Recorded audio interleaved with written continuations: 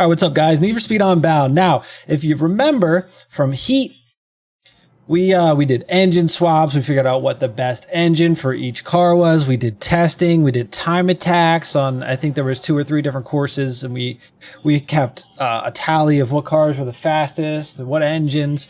So I haven't beat story mode yet, but it doesn't seem like there's a viable way like there was in Heat to just go to a race and do it and record a time. Now you got to deal with cops, and I think you can redo the last week after you beat the game. I don't know yet.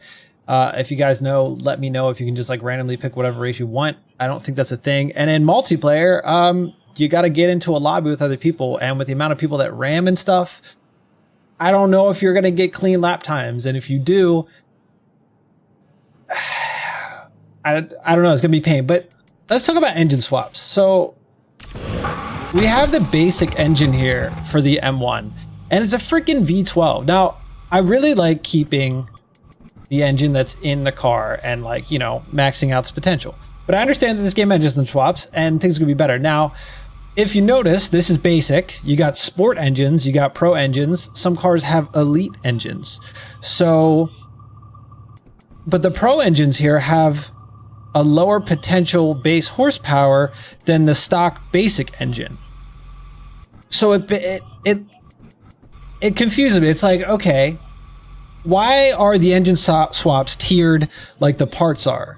Does this mean that even though it has lower horsepower, this V8 here, that it will be faster in the car even though it's 200 horsepower lower? Does engine weight have a problem? Because obviously you're going from a V12 to a V8. Still, it's not going to be a huge difference in weight that you would notice. Maybe, I mean, I know these engines are obviously out of another car. Is it, hey, that car's like more in the supercar class, it handles better? Like, does putting this engine in, even though it's lower horsepower, make it handle better? I don't know, but it's going to be expensive to test out all the engines, because not only do we have to buy each engine, which these aren't too bad, but these two are going to be pricey. Then we got to go in and get all the parts. And, you know, these parts are like the freaking turbos are freaking, what, like 50 grand? It's super expensive. And right now, like, grinding money, if you don't get anybody in, you're lucky to get 20,000 for 3 races. If you get a couple people in there, yeah, you might get 25 to 30.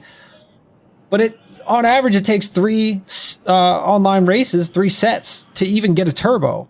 And then if you go to the RX-8, which we just unlocked in single player, so we have it over here, the engine swaps are absolutely insane.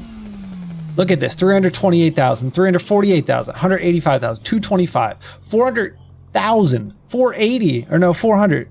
They look like 8s, whatever. And then 349. So not only do you got to spend like, what, 2 mil just to get all the engines, then you have to upgrade each engine to test them. So like me testing engines like I did back in the day is literally going to take me months to grind enough money. I know there's like a money cheat out there right now. I really don't want to do that. Like, I do want to play the game. I want to enjoy the game. I want to do all the challenges and unlock all the cars. Like, I want to do that. But when it comes down to it, like, I might have to do the money cheat to even figure out what's going on. But okay, so they didn't have elite engines, maybe. It was super. But if you look here, we don't have forged engines anymore. And like the fact that I can't put the 4-cylinder forged 4G63 in the Evo anymore, and I'm going to have to go V6, kind of upsets me. Or even like a forged rotary. It's not here. Like you have this as basic, and then you could throw like literally throw a V12 in this thing, right? But that's sport. You go to super, you got a V10, but it's only 664.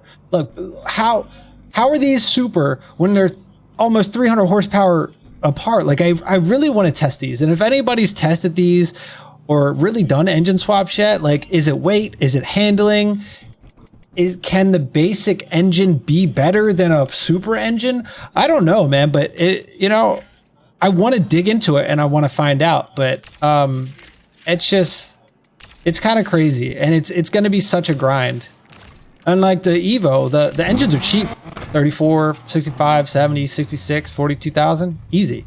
But our stock engine is sport. It's this one right here. So technically, this engine is going to be the best.